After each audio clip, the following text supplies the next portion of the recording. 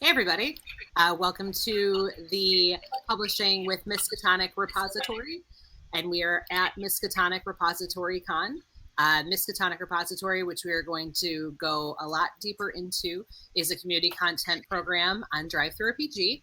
I am the moderator, not one of Meredith Gerber. I'm from DriveThruRPG. I take care of the top 100 publishers. And Chaosium is luckily one of my clients, and they're fantastic. And also I get to work with all the creators of Miskatonic Repository. So we have a lot to cover. I have lots of things to talk about. I'm pretty excited. So I'm going to kind of just quickly introduce everybody. MOB, do you want to start?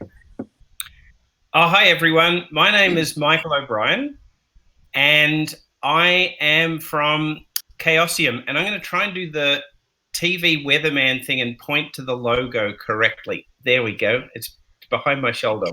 I did it. And so I wear various hats at Chaosium, and one of those is helping with the Miskatonic Repository, which is what we're here to discuss today.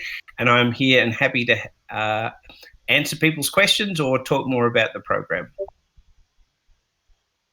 Awesome. Thank you. Bill, can you tell us about yourself? Hi, my name is Bill Adcock. I publish as William. I am a writer of a couple of years now. I have done work not only on the repository, but with Golden Goblin Press on their Cthulhu Invictus line. Very awesome. And Pookie? Hi, I'm Pookie. I'm an editor and proofreader, but I'm probably best known as a reviewer on my site, Reviews from Reliate, where I've reviewed over 50 titles from Miskatonic Repository. Awesome. And wow. Awesome. Hello, my name is Marek. I'm from Poland. And for a year and a half now, I'm publishing Miskatonic Repository. I started in Polish, but the things I helped and coordinated turned out surprisingly popular. So last August, I started translating it into English. Marek, I'm afraid the echo is getting worse and worse. We've got pretty severe echoing going on. I'm not sure if we double check to make sure that they are not inputting any audio back into their mic. And yeah, consider muting yourselves if you're not talking. That may help us isolate the problem as well. Sorry, Marek, please continue. No problem. I write mostly scenarios, but also sometimes various supplements and guides. I also coordinate this whole project called Zgrozy, both in Polish and in English. We decided to keep the Polish title in English because everybody said, it sounds so strange, so blasphemous, let's keep it. So we decided to do it. And I have some experience both as a writer and editor and even kinda layout artist, but not really. And I hope to share these experiences with you. Awesome. Thank you so much. And yeah, so what's great about this panel is we have a wide variety of people. So everyone does something different. And so everyone's experience with Miskatonic Repository is different too, and being able to see the different sides of that. One of the biggest things is I know that we have a lot of people who have already been on Miskatonic Repository. It's huge. I feel like every time I check it, there's just tons and tons and tons of new content. So one thing I want to start with, definitely by asking MOB, why did Chaosium create Miskatonic Repository? Okay, that is a really good question to lead off with. Imitation is the best form of flattery, and we saw what an enormous success the DM's Guild was, and how that had developed a wonderful community of creators and players and people really enjoying D&D. And we thought, well, let's not reinvent the wheel. Let's actually do something similar. Now, I'm just going to take one step back and say Chaosium actually did invent the wheel first. Unfortunately, the wheel kind of didn't have, it was kind of like it may have had triangular wheels. That's the problem. It didn't quite work as well as the DM's Guild. I wonder if I'm going to ask any of the other panelists. Probably Pookie can know what I'm talking about here. What did Chaosium create that was a proto DM's Guild? I think you're talking about the Miskatonic University Library Association monographs. Yes, I am. Yes, of which there are sort of like 100 or so in altogether. So this was done about 10 or 15 years ago, and it was a way for people to self-publish their material, and they had a Chaosium logo on it, and Chaosium sold them. And it was kind of a proto DM's Guild if you kind of look at how it worked, but it didn't quite, I don't think the technology was there to do POD in the right sort of ways, and it wasn't PDF publishing and so on. So it was kind of a good idea. It just wasn't exactly how it works with the way the DM's Guild did. So what we essentially did setting up the Miskatonic Repository is we looked at the DM's Guild, and pretty much the way the Miskatonic Repository operates is almost exactly the same as the DM's Guild. We used a lot of the language from the agreements that you have and how people are paid and everything else, and it seems to work really smoothly. And I did a panel with Lisa Penrose the other day, and she is the DM's Guild community manager, and I got some really good ideas for how we can take what we're doing even further, because correct me if I'm wrong, Meredith, but the DM's Guild is absolutely enormous, isn't it? Like huge. Yeah. Huge. Yeah, that's what we want the Miskatonic Repository to be one day, for sure.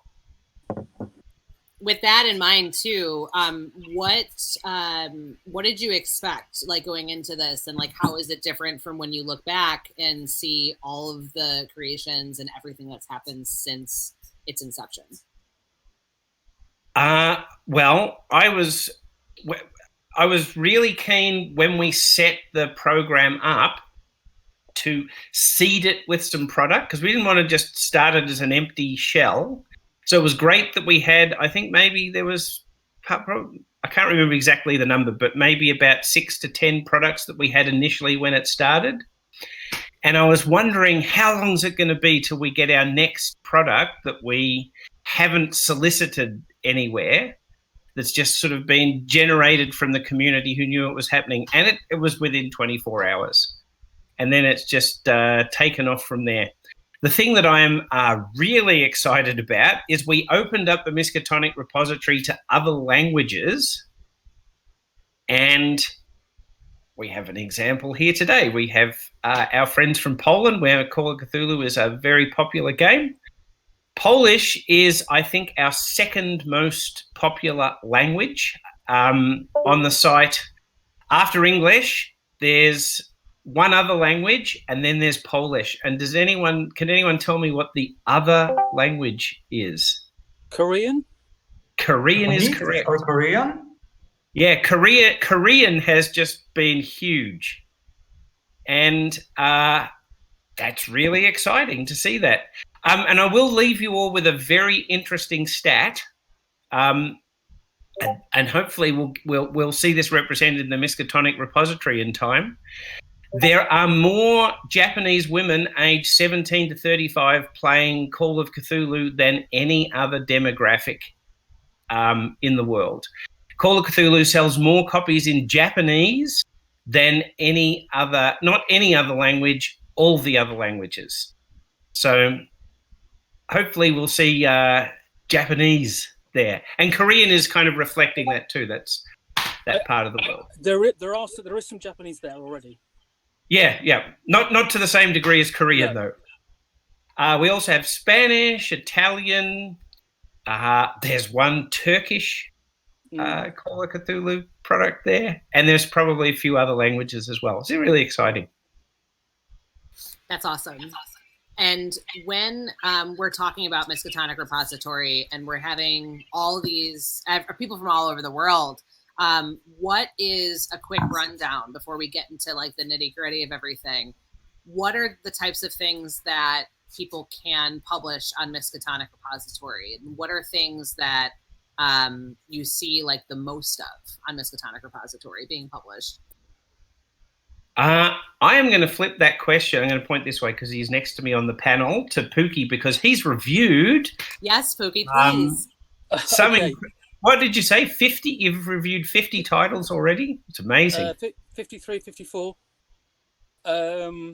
Yeah, it's primarily what's on there is mostly scenarios. And it's a mixture of all periods and settings. Primarily, I would say mostly modern and classic 1920s. But then lots of outliers, going off to different periods, like feudal Japan, colonial era America, and so on. Basically, that's one of the great things is sort of like about the Miskatonic Repository is that that creators can come in and explore other periods that Chaosium is never going to get round to because there are too many, and it's got its own projects. Yep. Awesome. What there isn't a lot of, basically, there isn't a lot of setting material. And that really comes down to the fact that Call of Cthulhu as such isn't sort of like a game, isn't one that isn't hugely predicated on setting material. It has it, and it supports it mostly with scenarios. Very awesome. Is there anything, MOB, that you, or Pookie, that you haven't seen yet that you're looking forward to hopefully seeing in the future? Honestly, I keep looking for things that are new and interesting, because, I want to highlight them. I don't know that there's anything that I haven't seen. I'll know it when it comes along more than anything because I've seen so much. I'll say that there are a couple of things that it would be great to see more of because people really want them and enjoy them. One is solo adventures that you play yourself. You don't have a keeper. You just have yourself doing it. We have Alone Against the Flames, Alone Against the Frost, and a few other of our official publications, but people really enjoy those. And just recently, and this was actually based on an original Polish version, we published some scenarios which are one-on-one scenarios, which are designed to have one keeper and one player. And that's been very successful and popular as well. And I think in the current situation the world is, where people are kind of locked down or staying socially isolated in their homes, having an adventure where you just have a very small number of people that's designed for that is really good. So they're two things that I'd like to put out there that would be great to see more of, and I think people would enjoy. I think it would be great. I mean, we're seeing it with some of the sort of like foreign language scenarios, but I'd like to see adventures that explore the non-English speaking world, but for the English market. So there's obviously there's the whole of Africa, Asia Minor, South America, and so on that really aren't explored on the repository itself. Awesome. Okay. With that, definitely I would like to move on to hearing from some of the contributors too. One of the things that I always like to ask, because we have so many different community content programs available, like we've mentioned DM's Guild, what is it, and I'll start with Bill, what is it that what captured you about Miskatonic Repository? Well, for starters, Call of Cthulhu is my game. This is the game I learned how to GM on. It's the game I'm most comfortable running, and it's the game I'm most comfortable preparing material for. So that, was kind of what pointed me in that direction to start with. And, we have a very nice community of repository creators. We all have each other's backs. We're all happy to see each other succeed. And that, to me, is a huge, huge deal. Very cool. What about you, Marek? What grabbed you to come to Miskatonic Repository? Horror, my favorite genre among the RPG genres. And like 2 years ago, I suddenly had lots of free time. I finished the initial version of my PhD thesis, and I thought, well, let's publish something. And I was a bit torn between World of Darkness and Call of Cthulhu, but it was right after this phenomenal success of the Polish crowdfunding for Call of Cthulhu, which gathered like $250,000 for the Polish version, and we generally made Cthulhu the Polish RPG. I believe I might well say that Cthulhu is equally popular like D&D now in Poland, or even more. So I decided that maybe I will do World of Darkness later, and I will focus on Call of Cthulhu for now.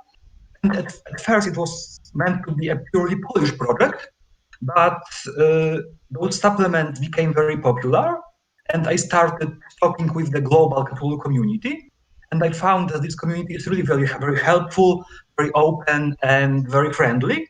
So I decided, well, it would be a shame not to be with these people, not to design something with them and be active among them. So in a few months, I started translating, and it works really fine. And as you can see, right now I'm co-organizing this convention with really, really wonderful people from the US. So it clearly was worth it. Awesome. And Pookie, when you are doing these reviews and things like that, what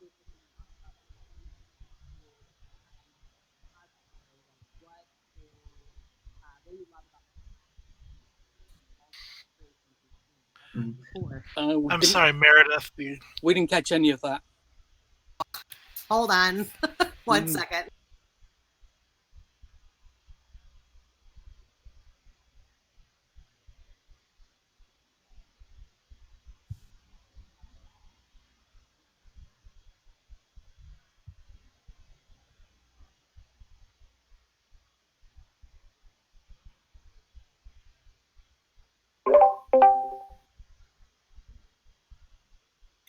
Does that work? Yes, we can hear you. Yep. Okay, awesome. This is fun. I'm having a great time.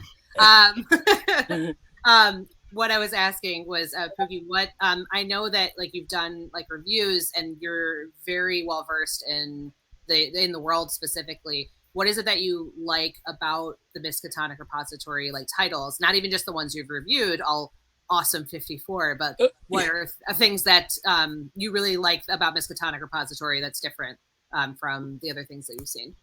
I like what it's the scope there for it's two things. Really, it's the scope for authors to be inventive, to visit new things. You know, whether that is you know, the last night of a group of Dutch traders in feudal Japan, you know, or a Victorian family. You know, basically in London and so on, basically doing different things with the genre. And then the other thing really is it's a question of sort of it's watching authors come on and work on products and do more and more and develop, because that's the other thing that any of the community programs can do is really give scope for an author to publish and get better. Yeah, I think that's something that's really awesome in that regard too. Yeah, I mean, the thing is, I mean, that goes back to the Miskatonic University Library Association monographs.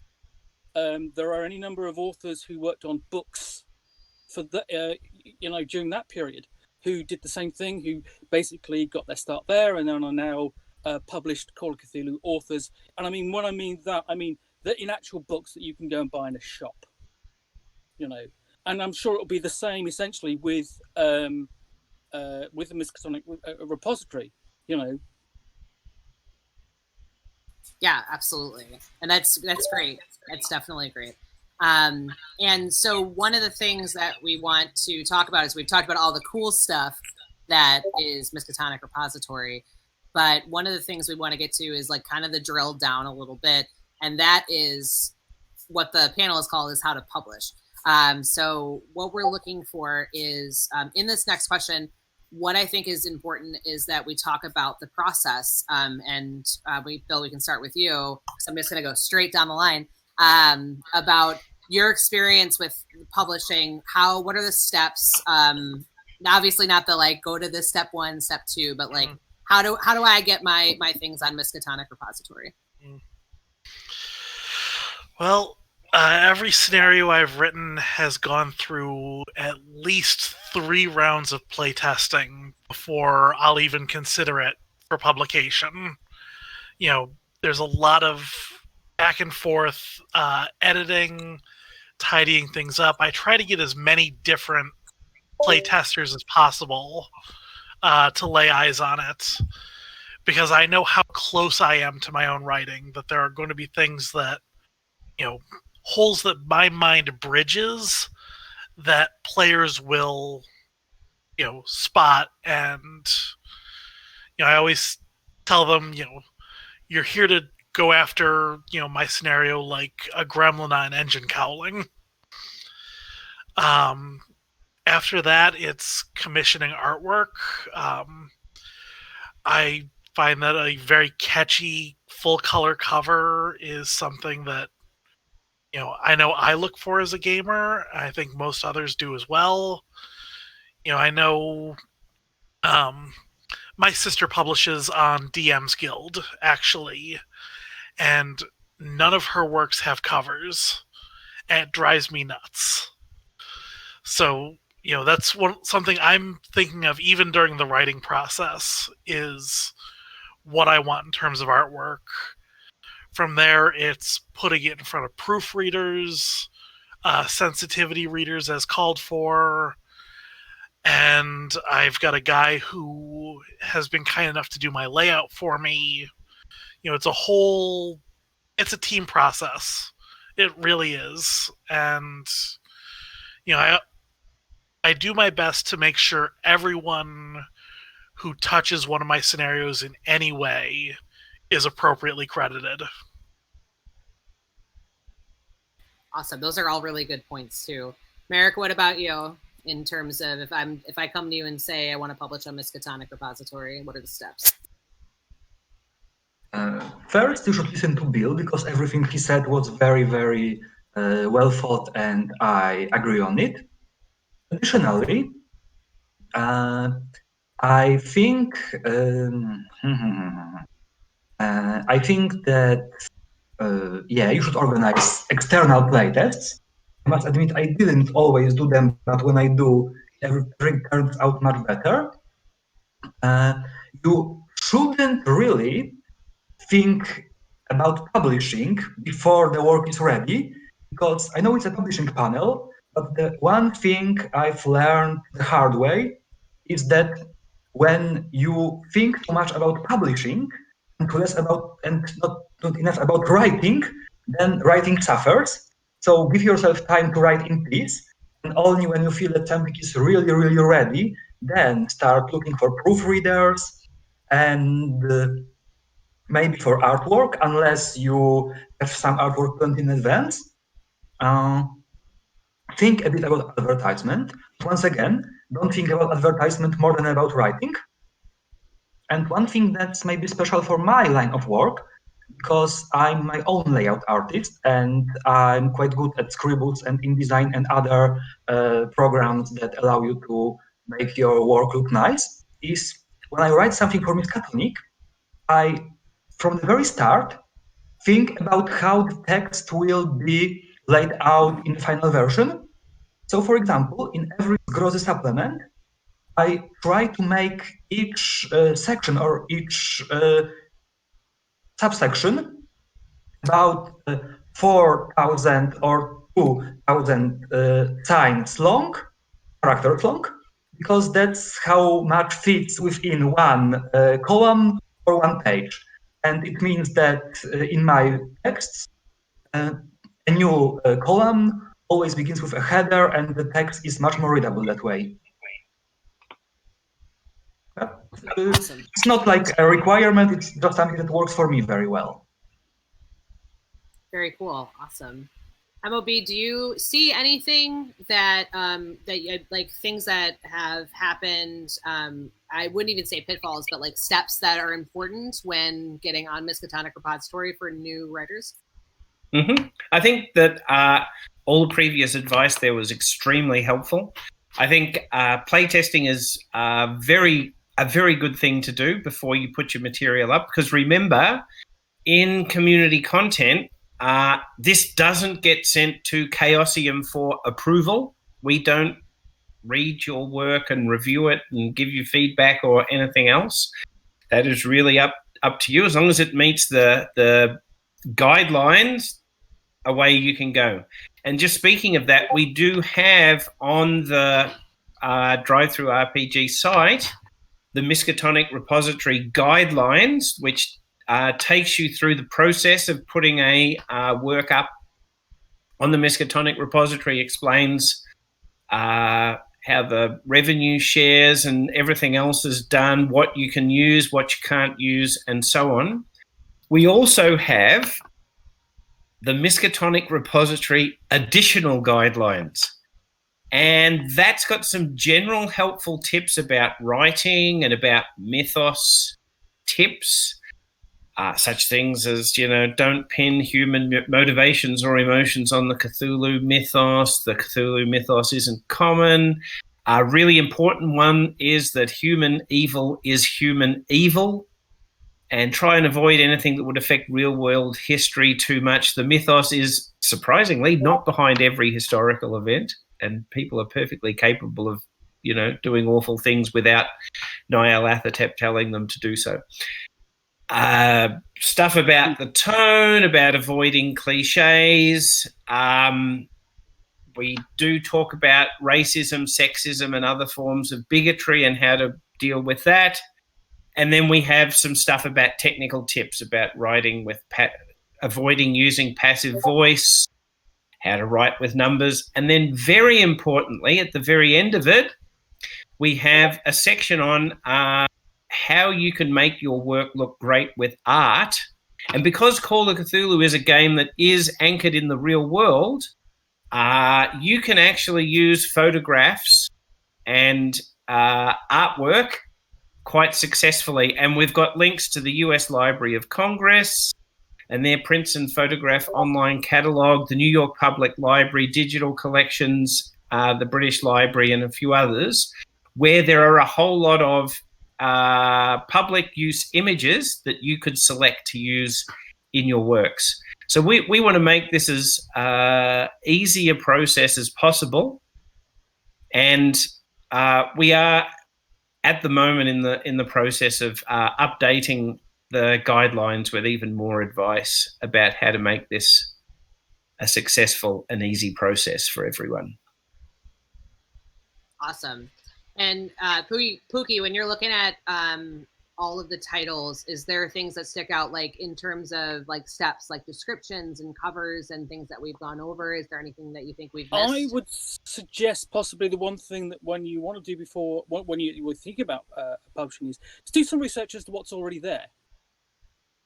Just to get a feel for what's there, but also to make sure that whatever it is your idea is, it's not replicating something that's already been done. There are lots of variations upon certain things. So in general, most fans will buy quite a lot of titles, and I will read quite a lot of titles, so I will see things again and again, or variations upon, and that makes them more difficult to use. Because I've used this one, I can't use that again. I can't use this one because it's too similar. All awesome advice. Definitely for my side,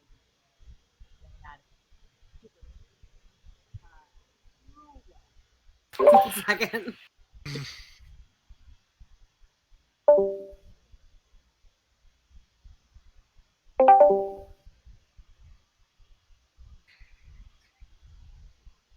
Is that working? That is working. Yes. I love like every time I'm like, I'm going to say something and everyone does this. So I appreciate that everyone is doing this specifically. That really helps me out. So that's all really good advice. And the things that I just wanted to bring up a couple points on drive-through side, because a lot of times we see one of the biggest problems that we run into is people will create publisher accounts and try to go on Miskatonic Repository that way. But you should be doing it on your customer account. That's where you do all your community content under my content. So that's a really good place to put your things as well. And like I said, or like everyone has said, having a cover is super, super important because you're against a bunch of titles. You want to stand out. And it doesn't have to be over the top or have to be this fully designed cover, but having a nice looking cover is helpful. And description. I know that a lot of our customers sometimes will write in and say, hey, I really want to buy this, but I don't know what what is it for? Like, I don't want to put the money down. So having a good description to explain what's inside is also very helpful too. So yeah, on that note, after you've uploaded your Miskatonic repository titles and they look super awesome, how are we going to promote it? So we want to talk about marketing next in getting your titles out there. So Bill, I'll start with you again. I go straight to Facebook. I share in the Call of Cthulhu Facebook groups, a couple different ones that are out there. Cthulhu RPGs, horror RPG groups. Those are my main advertising venues. I don't use Twitter that much, so it's not useful to me as a platform. I will say, and this is more, Marek's topic than mine, bundling scenarios together is great. And it, doing a bundle, that has a variety of works in it, people really seem to go wild for that in a way that I didn't know to expect. Awesome. We'll move right into Marek. How are you promoting? What's going on? Like, how do you get the word out? In a few ways. Of course, Facebook is very important, and I also post on many Cthulhu and horror groups. I also put my text in bundles, and I sometimes discount the entire bundle for a few days after the release of a new supplement. It works even better because, as you might know, if you discount a bundle and your customer already has a part of this bundle, and he only paid the discounted price for the remaining things, the things he doesn't have.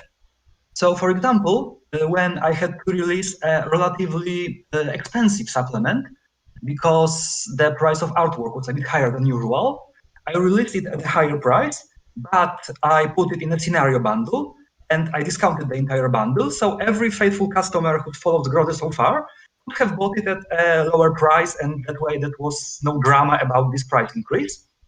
I also use the community content discount tool, because as you might know, there's a nice menu for promotion tools on DriveThru, and the bundles go there, and also complimentary copies, and finally special discounts.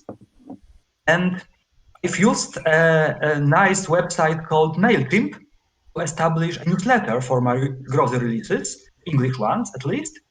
And I use this newsletter to send a discount link for a new release every time I release something. I have so far only like 50 subscribers, but that already gives me momentum. And momentum is very important because the more copies you sell early, the higher your text goes on the bestseller list, which means people see it longer. I also have a friendly publisher. I won't mention in name because it might be disloyal to him. But he also sends my links via his newsletter, so it works even better. Finally, as you may see now on Miskatonic Repository, every year I invite other creators to make a Halloween bundle out of our supplements. We discount it greatly. We advertise it whenever we can. Bill's We Are All Celebrities is also in this year's bundle, and it's always a very, very good source of publicity and exposure, and it always makes all our supplements reach a really, really wide audience. In fact, right now I am looking for some idea that could allow me to do it twice a year, so a Halloween bundle and an Easter bundle or something like this. I think that's all. Awesome. MLB, what about you? Do you see like creators do certain things aside from what's been mentioned so far? Yeah, I think that's all really good advice there. So what we want to do as the publisher of Call of Cthulhu is support our community content. So we have a hashtag, which I know Pookie also uses for his reviews, but we call it Miskatonic Monday. And what I do for that one... but you stole that from me. I think I did. Yeah. So what we do is we feature... I try to do it at least once a month. We feature everything that is new in the Miskatonic repository on our news blog. And if Pookie's actually reviewed any of those titles, we'll include that in there as well. So there you go. That's why I could use it. And so we share what has come out on the Miskatonic repository with our social channels. And that goes out to many tens of thousands of people. We think that's a very effective way of reaching them. The other thing we do is 3 times a week, we actually share a post on Facebook and Twitter highlighting one of our community content titles. And that's kind of done at random. So we have several other community content platforms. So we have the Johnstown Compendium for RuneQuest and Glorantha, and we have the Explorers Society. So we take one title from those. Mostly it's Miskatonic Repository because there's more of them. And 3 times a week we will be sharing about one of those titles. So we're trying to get it in the face of all of our many fans so that they can see that it's out there, because we see our community content as another pillar of the stuff that we are publishing and sharing with the world. Very important. Awesome. Pookie, do you have anything to add except being the originator of the amazing hashtag? Yeah, I mean, essentially, when it comes to the publicity, I'm sort of like, I'm right at the end of the process. And a lot of cases, it mostly means me tracking down an author on the Miskatonic repository, usually on social media, because obviously there isn't often a way to find them otherwise. And asking for a free copy, sometimes I will buy if I can't find them. And then I mean, once I've written a review and posted it, I will advertise it within a week or so of it going up, and basically blitzing it on that day for one day across as many platforms as I can.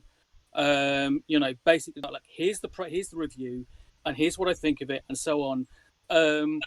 Basically, the author's been kind enough to give me a copy, and it's now my task to really, support that copy, not just with the review, but advertising the review.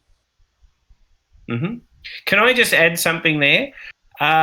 So Pookie is a very well-known reviewer. Rather than him try and find you, you can always just email him if you've published something and say, hey, do you want a copy of my work? And send it to him, and other reviewers as well. I'm sure someone's just asked the question, what's the email? I'm sure Pookie will be able to tell you. Okay, it is Pookie, which is pookie.uk@gmail.com. And the site is Reviews from Relier. There's a way to contact me on there. I'm also going to suggest you also contact somewhere like Rolling Boxcars, okay, which is a good site for that kind of thing. Because there aren't that many people who constantly review the Miskatonic repository titles. Mm-hmm. There's a little bit of community of sort of like there are some reviewers we sort of know each other. We're like a little bit of a collective. Can I just ask you, Meredith, a question? Because I actually don't know this, because I access this as a publisher account. If you are a Miskatonic repository creator, can you directly send a complimentary copy to somebody? Yes. Yes, you can. Mm-hmm. We do. There you go. There's your answer. It's super easy. Right there. You can just, you don't even have to download it and send it. Like it's right that way. Sorry, I was going to say, all you need is an email address. Perfect. That's it. I actually think Pookie received the very first copy of my last scenario before any even sold. I sent him one. There you go. I mean, the other advantage, and mostly in the case of the titles from the repository, is that they're fairly short. So that means I can get to them fairly quickly.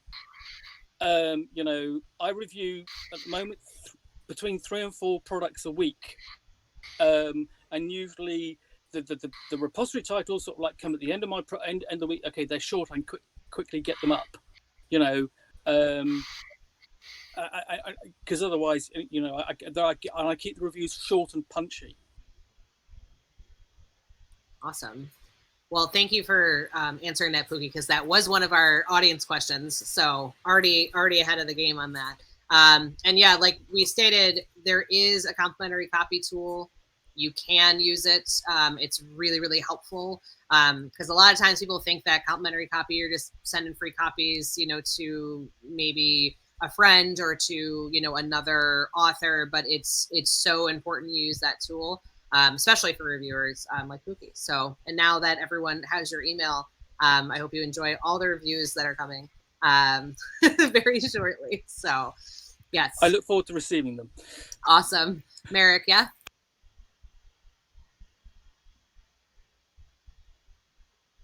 There's one little thing I just reminded myself of right now. At the start of Zgrozy, we used the complimentary copies to send people our scenarios as contest prizes. We organized small contests in which the 3 or 4 best entries won publication in our series. So, for example, we did a scenario centered around a being, and our fans would have, and we organized a contest in which our fans suggested visions that could be part of this scenario, and we gave a free copy of this scenario to everyone who participated. And then the 3 winners, let's say, were published within the scenario, and they also got half a year of our releases for free every time we did it. And it was a great way to build a loyal fan base. And of course, those people sometimes ran our scenarios or reviewed them online, and it created a great venue for very friendly, very sympathetic cooperation with those people. Yeah, I should say I've already had 2 free copies turn up of products right now, as we speak. The other thing I want to say is essentially once I've done a review, you know, I will send that I will send the review copy to the author, and then I will also send the link to the author. Essentially, because then at that point it's up to the author whether or not they want to promote their product through my review. You know, not every publisher does it, but a lot do, and it's another way for you, you know, to basically give your product, you know, time in the spotlight. Awesome. We'll do keep a count for us for how many you are getting through this panel, and we'll have a final count of how many you've been sent for to see what we're doing. One thing I wanted to go back on, since we're talking about promotion, especially, is we have on DriveThru, we have a discussion tab, we have a review tab in order to talk, which is fantastic. So that is available. Because I know a lot of times that people have questions or things like that, and they want to talk to the author. They can do that, which is great. And another question that goes back to something that Bill said is, and I'll ask Bill and Marek and anybody else who wants to join in, when it comes to picking out artists, layout artists, editors, and things like that, how do you find them, one, and do you use the community to kind of interact and find, new artists or new layout or what have you? I have found my layout and proofreaders through the community. Artists, my first two releases, my artist is actually my brother-in-law, and then for my most recent, I happened to meet an artist in person at a convention. I liked their artwork. I got their card. I went back and forth with them via email a few times. And I said, if you're taking commissions, I would love to have you illustrate the scenario I'm working on. He quoted me his prices. I sent him a payment, and he had the art to me within probably a week and a half. And that was full color cover plus multiple black and white interiors. Marek, what about you? I know you said that you do the layout, but is there anyone that you have reached out to or anything like that, and how you found them? I found them before I started. That is, I had a friend who's a very, very, very good illustrator, Bill Adcock. He's our most of Zgroze's covers and also the cover of last year Halloween collection. And 1 year before I started Zgrozy, I was organizing a very small Lovecraftian convention in Krakow. And he just said to me, well, Marek, if you ever publish something Lovecraftian, let me know, I will illustrate it. So I remembered it, and then I contacted him, and he was like, yeah, let's do it. And he does most of the illustrations for Zgrozy. Sorry, I haven't talked in English for ages, and my pronunciation is a bit rusty. You're doing awesome. Thank you. But while I designed the overall layout for Zgrozy, the backgrounds themselves were designed by Michał Gralak, who was asked into this project by Jacek, a friend of mine whom I asked. So it's just that I have many creative friends around me, and I managed to create a fellowship of Cthulhu from them before we even started planning the final commercial publication. We sometimes work with public domain images as well. It requires only a bit of InDesign to make them fit perfectly into our usual framework. And so far, we don't cooperate with other illustrators, but we will see what the future brings.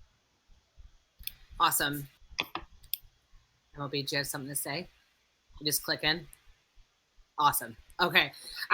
One thing I wanted to ask too, kind of off of that, because Bill, you mentioned conventions, and I kind of want to circle back to that. Have you promoted Miskatonic Repository at any conventions yet? Played any of your scenarios or anything like that? Yes, I have regular conventions I go to. Not this year so much, but and I usually run at least one or two of my repository scenarios or scenarios I'm getting ready for the repository at them, and I'm always upfront with the players and say, look, if you enjoyed this scenario, it's available for sale here. I would appreciate, any sort of reviews you could leave, or if you enjoy it enough to purchase a copy, that would mean a lot to me. Or if it's a new scenario that I'm playtesting, I'm upfront that this is going to be published. If anyone has an issue with being credited as playtesters, let me know. Either, right now or in an email later. And, once it's published, if you could let people know, hey, I played this, I enjoyed it, I would appreciate that. Awesome. And Marek, have you done any promotions at conventions or played any of your scenarios? Yes. I don't usually play scenarios at conventions because conventions in Poland are very bottom up, let's say. So they don't have a pre-organized program. They ask the participants to submit talks or workshops. I try to show up with a talk or workshop or both at every convention I can. And as the lockdown started this spring, to celebrate the first anniversary of Zgrozy, we organized our own convention on Discord. It was a very small one-day Polish affair, but we had like 3 talks, 1 workshop, and then a 5 hours mini game then. It really did wonders to promote the series. So yeah, let's appear at conventions and make our own, as if we can. And also, I'm very, very glad for Niels and others that we are doing this convention together, and I hope it becomes a bit of a tradition. And one last sentence. It doesn't really have to be a full convention. During the lockdown, I organized like very short events, like 2 hours workshop or 1 hour talk on the Discord server of this convention we did in spring. And such short events are more accessible. You can just drop in without devoting too much time to it. And I think right now, as everything goes online, organizing like the release of your scenario or a playtest session or a workshop is really very accessible to anyone, and I highly recommend it as a way of promoting your repository products and other products as well. Very awesome. Thank you so much. MOB, I have a question for you that was asked in chat. Does Chaosium get, I know the answer to this, but I want you to answer it. Does Chaosium receive PDFs from the Miskatonic Repository creators? Well, because we are the publisher, we have access to everything anyway. So yeah, we can download everything and see everything. So yes, we see it all. But we don't get told, we don't get notified when there's something new. And as I said, it's a hands-off process for us. So this will sound a bit weird, but there is not quality control from Chaosium with community content. That is up to the author, the creator, to do that. We are, in a sense, and DriveThru would be the same, we are reactive. So if it's discovered that there's something in a Miskatonic repository product that does not meet the guidelines or the rules or the end user license that you have to do, then we will do something about it. Before that process, we don't. And that's the same for all community content programs. Was that the answer to the question? Is there anything you needed to add to that? That was the answer. That was the answer. One of the things that you touched on is that it is a very hands-off experience. We don't, every morning I don't like check and like go through every single scenario and say, okay, you know, is this, but I will say the community is very fast in reaction. I can't tell you how many times and how quick like something will be up, and it could be something from it doesn't belong on Miskatonic Repository. That's happened before. We've had some DMs Guild things slip in there before. But the community is very, very quick. And the other thing I wanted to note too is if I'm not sure about something, I reach out to Chaosium and I say, hey, this looks weird. Is this supposed to be on there? And they're very fast in response time. And with that too, if you're reading the guidelines or you're just starting and you have a question, you can email me. And I'm more than happy to definitely help. And if I can't, then again, I'll reach out to Chaosium, who are super fast in response to get you where you're going. That's one of the top like tips that I can personally give is if you're not sure about something, ask. Because that way we don't have to go through this whole process of saying, hey, we can't do this, or hey, you know, just go ahead and ask us. Even though the guidelines are really well done, which bravo to Chaosium for doing that.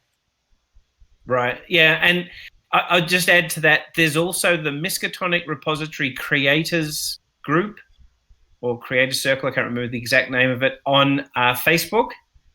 And that is also a great place to just go if you have a general question, and you can ask the rest of the community what their experience was about doing something. Yeah, that's also a really good resource. And one thing I wanted to also circle back on in that too, the thing about Miskatonic Repository is it's huge and there's so many wonderful things about it, and we only have so much time. And I could talk about this for hours with all of you, but one thing I wanted to ask was, and starting with Bill again, because we're just going to go straight down the line. We've talked about a lot of really important things that you need to know and need to do.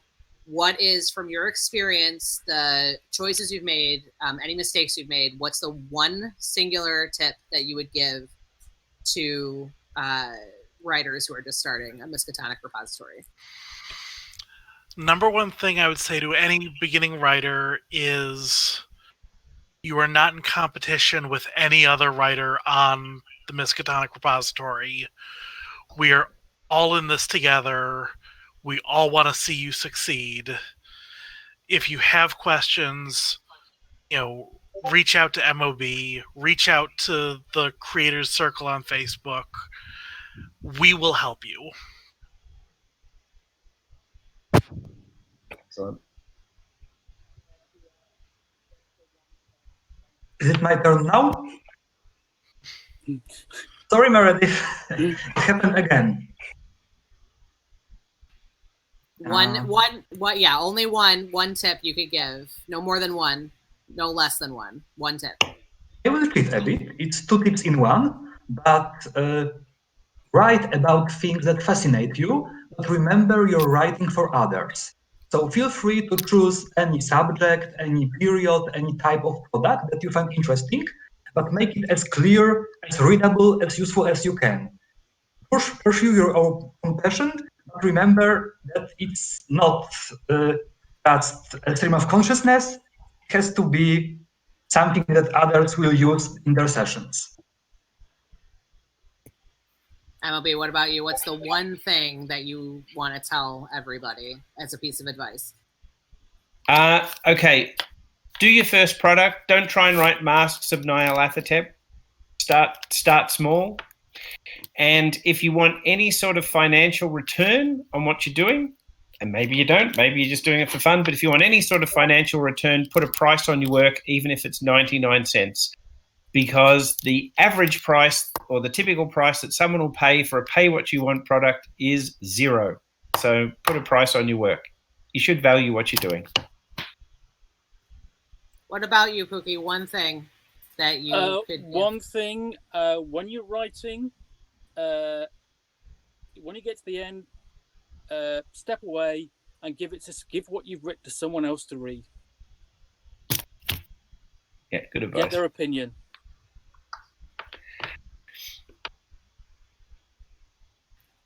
Awesome. Those are really, really good tips. And I think that everyone's going to really, really, really dig on that, especially everyone who's going to check this out later too.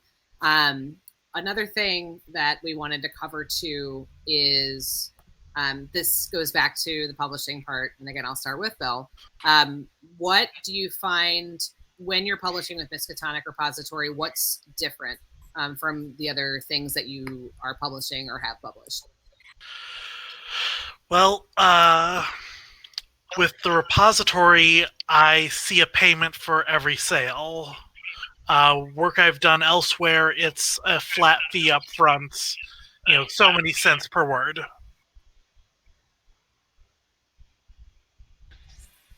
Marek, what about you? What's different from your other experiences?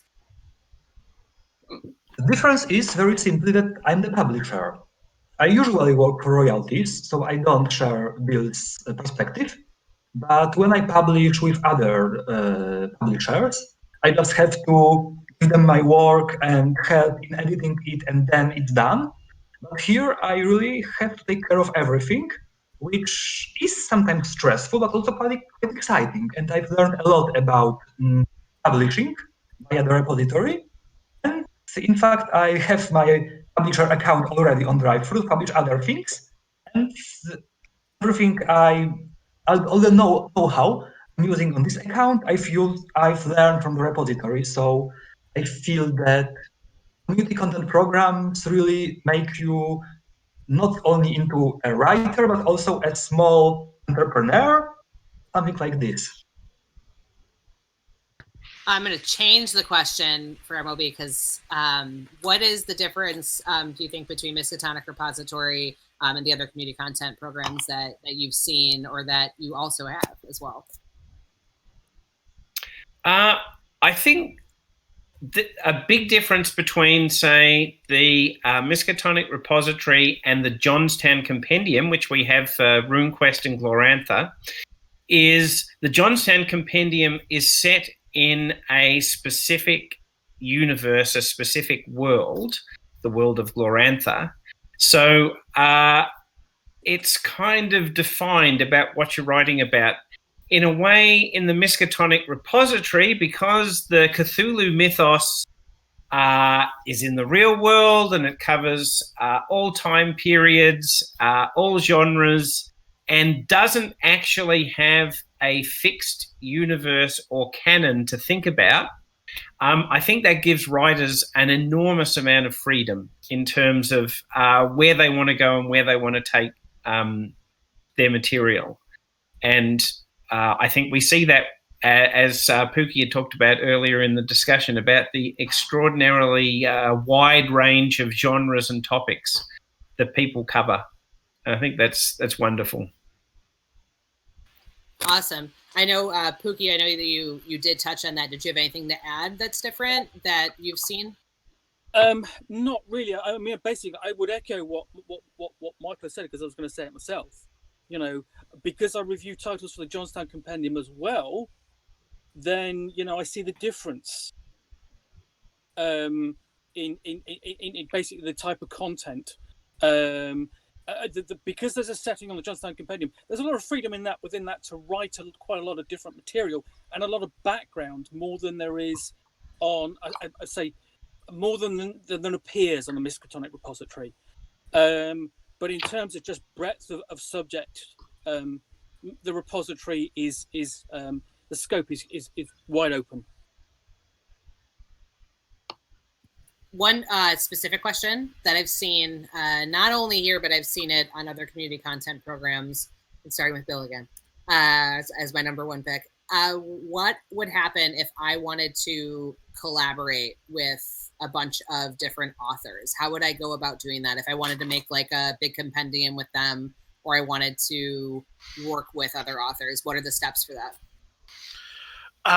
First step, I think, would be reaching out on the repository creators circle on Facebook and finding people who are interested. I've never organized something like that myself, so I don't know exactly what steps I would follow. I've always been recruited for projects, mostly by Marek, I think. So I'm going to turn it over to him. Yeah, Marek, tell us all about it. I think that step one, maybe even step 0, is establishing some formula for such a cooperation. As in the type of, in the material, maybe the word count, some tips about the mood, pulp or purist, the time period. Not everything has to be established. Generally, I believe that when reaching out to multiple people to ask them to cooperate on something, you should give them a quite concise silhouette of what are we all going to create, so that the end result ends up being coherent. So, for example, with Grozy, we were asked to operate on a anniversary publication with a very famous Polish Cthulhu podcast, and they organized a contest for an NPC. They prepared very, very precise guidelines about the word count and so on, and they chose the 5 best entries, and then I got it for editing and proofreading, and we released it as a very, very nice small release. And generally, I would advise the same steps. So first, make a call for submissions, write very, very precisely what are you looking for, and then start looking for people that are willing to do it via an open call or via a contest or any other way you find to your liking. Awesome. Okay. So I'm checking to see if we have any other questions. So far, I think we got everything. So what I would like to definitely pick up another question real quick in terms of building your title. We've talked about having a good cover. We've talked about getting good artwork in there. What is something that you look for specifically, Bill, starting with you again, when you're writing your description or when you are building that product listing? Brevity and intrigue. So you don't want to write a huge block of text because people aren't going to read the whole thing. You want just a handful of sentences, lay out the setting, time, place, a one-sentence description of the hook, and I usually give a little teaser of what the threat is going to be in the scenario. Awesome. Merrick, do you have anything to add? Yeah, I do it similarly. But one thing I'd like to add is focus on what are the players doing. I try in every description to give a short list of actions that the players will probably do during this scenario, because it's a game. The most important thing is how will we play it. So I want to stress if it's more action focused or investigation focused, or maybe it's some sort of a drama. So when writing descriptions, I think with this question, what will the players do? Probably. Awesome. MOB, have you seen any descriptions that really stick out to you? Something that points or anything like that? I mean, in your experience with Miskatonic Repository? I think that brevity is good. Telling people what you get is good. Just outlining it in dot points, saying what is in what's in the product. So it's good to have a bit of blurb text to describe if it's a scenario what it is, and then actually have some language directed straight at the reader, the potential keeper or player or whatever, saying exactly it is what you get in the product. And then the other really cool thing you can do is if you've written other things, make sure you mention that in your description as well, so that people can go and see your other products, particularly if they're related to what you've written about. Awesome. Thank you. I will. Go ahead. I was going to say on the descriptions. I mean, I don't post my reviews on DriveThruRPG, but I do know some authors do quote my reviews in the descriptions. So I'm basically a link to those. So that's another way you can promote, your product. Very cool. Thank you very much. We got 2 questions that came in. One of them is, how do authors split payment between artists and layout? We do have a tool for that, that you're able to split if you have a layout artist or you have an editor or different collaborators. The one thing is if you do make a mistake, you can let us know. It happens. I know a lot of times I have creators reach out and say, oh no, I didn't mean 50%, to this one editor. But we do have tools for that available as well. And speaking of money, one of the things that was asked, Bill, to start with you, how do you figure out how to price your title? Am I allowed to say black magic? I guess. I mean, we'll allow this once. No, I usually aim for about $5 or $6 for a scenario. I think is a reasonable price to charge. A nice balance between what people are comfortable paying and what my time and my efforts are worth to me. All my artists and editors I pay up front. So I start off, at a deficit. And then whatever comes in through the repository goes to, pay me back for what I spent, is how I've done it so far. Awesome. Marek, what about you? I have a very, very clear guideline. Half $1 for every 3 pages. It works fine. I think it's the price people are comfortable paying, especially that the subscribers get those links which give them a slight discount. I'm paying the proofreader and the illustrator upfront. I have a separate agreement with Michał, who did the layouts, and he just gets a few % royalties from me. So I get usually like 40 and a bit % of the overall money that goes into my products. And it seems to be working fine. Usually the first few days with these discount links and a bit of promotion cover all the costs. And from then on, it's pure profit. MOB, do you have any tips for pricing? Well, I did mention before that if you want any sort of return for your product, don't make it pay what you want, because the typical price people will pay is unfortunately $0. Even just put 99 cents on or whatever. And look, I appreciate and understand that some people are not doing this for money. They're doing it for fun. And that's perfectly fine too. But finding a good price for your work is, I think it's a tricky thing. As William said, there's a little bit of black magic involved. I think a good way of coming up with a price is looking and seeing what other people are pricing theirs. I think you can definitely make your work too expensive, and that will put people off buying it. And you could possibly also make it too cheap.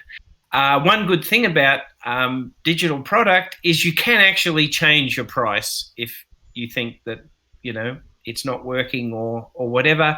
And as Marek has also talked about, you can do sales and bundles and all sorts of other things as well. So you're not stuck with that price when you first put it up there. You can change it later on. Pookie, did you have anything to add just from what you've seen in terms of the products that you've gone through in Miskatonic Repository? Not really. Basically, the creators know more about this sort of thing than I do.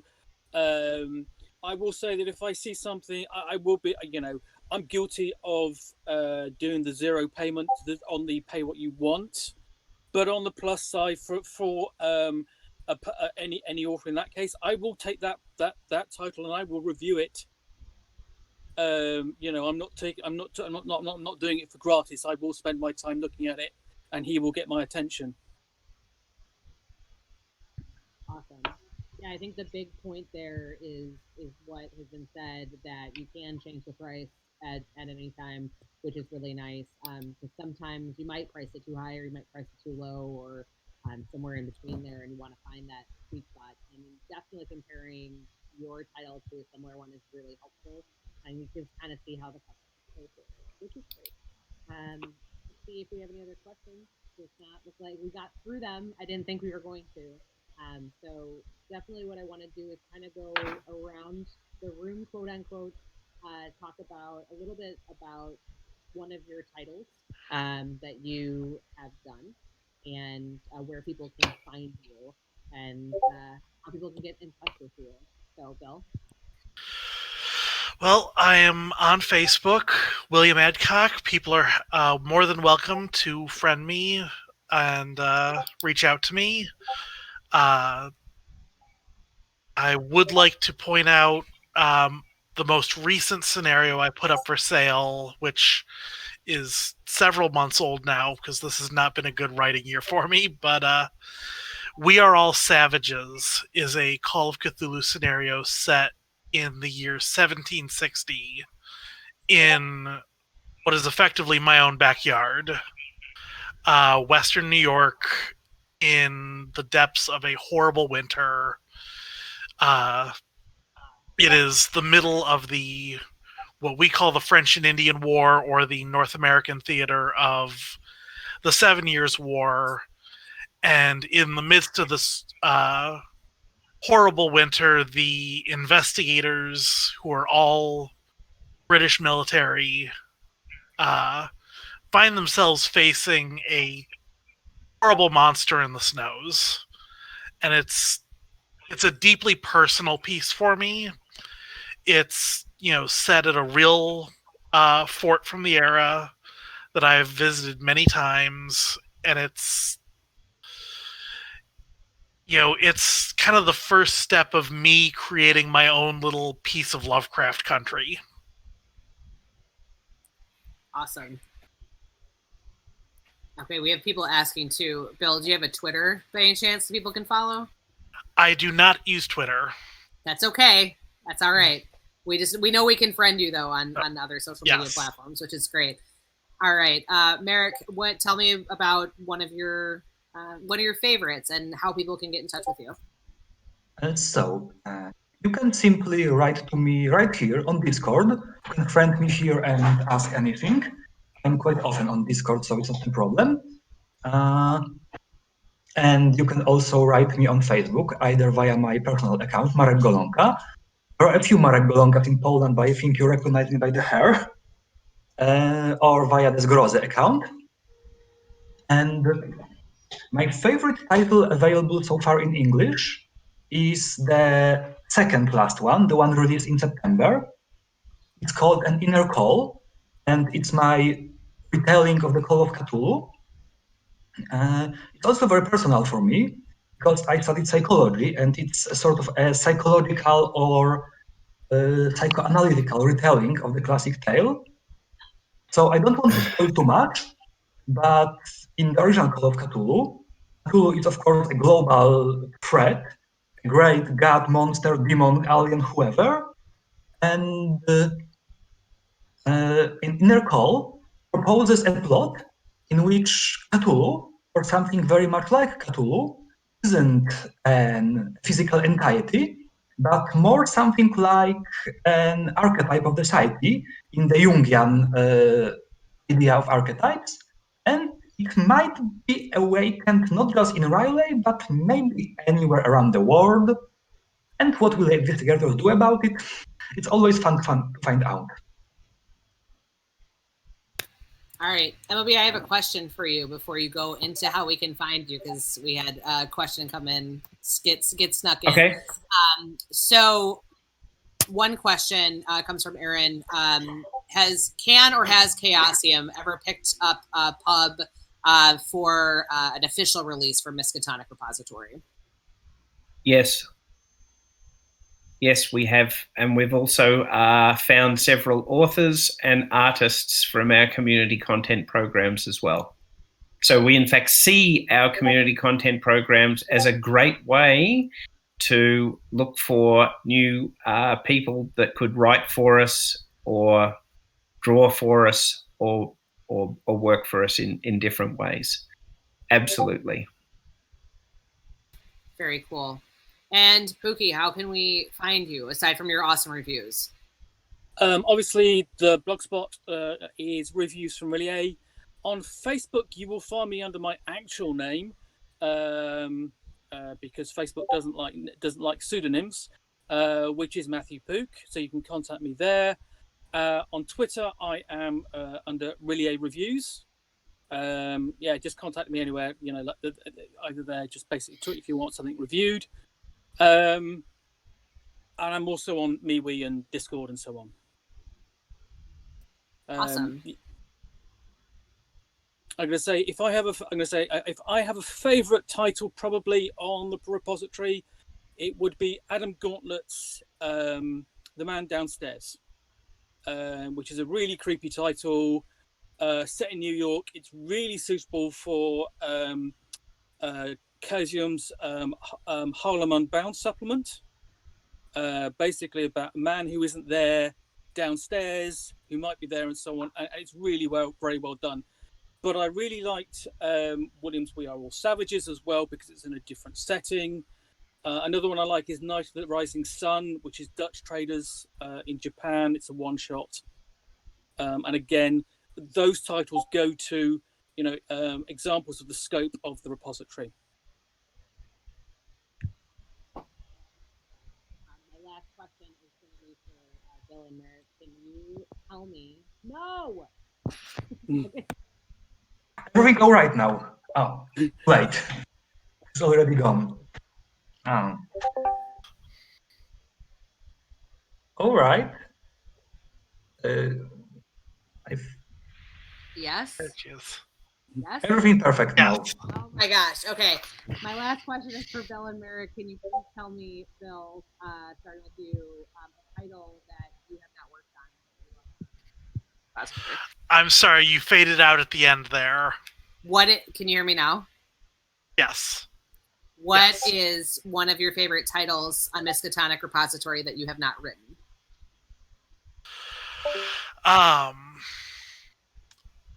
It's not a scenario. It's John Hook's Visceral Damage supplement. It's just tables of ways to describe injuries, both physical and psychological, in-game. And I've found so much use for that at my table. And Marek? It will be a bit impractical, but well, there is a wonderful supplement on Polish Miskatonic Repository, not translated yet, but I hope it will be, showing as a site of Lovecraftian intrigue a holiday resort for children in communist Poland. So it's a bit like Tales from the Loop or Kids on Bike, but it's Red Kids on Bike because it happens in a communist country. And those small children are going on an exemplary educational holiday to learn how to be good communists. It turns out that everything around is tainted by various mythical occurrences. It's really great fun. It's like a sandbox mini campaign, and I really hope to see it in English one day. Fantastic. Well, those are all the questions that we received. And if you're interested in jumping into Miskatonic Repository, it is on DriveThruRPG. Definitely check out the guidelines. Also join the Facebook Creators Circle as well, so you have a ton of support. And MLB, do you have any final thoughts as well? Yeah, look, I think we're developing a wonderful community of creators here. Chaosium is very motivated to have this succeed because it just spreads the joy of Call of Cthulhu all over the world. We're here to help you in ways that we can, and I think if we can just keep building the community, everyone wins. Awesome. That's a great end. All right. Well, thank you, everybody, for joining. Thank you, all our panelists, for coming to hang out with us, and hopefully we'll see new titles very, very soon. Yes. Thank you for hosting, Meredith. Thank you very, very much. Thank you very much, Meredith. Thank you. Bye. Bye.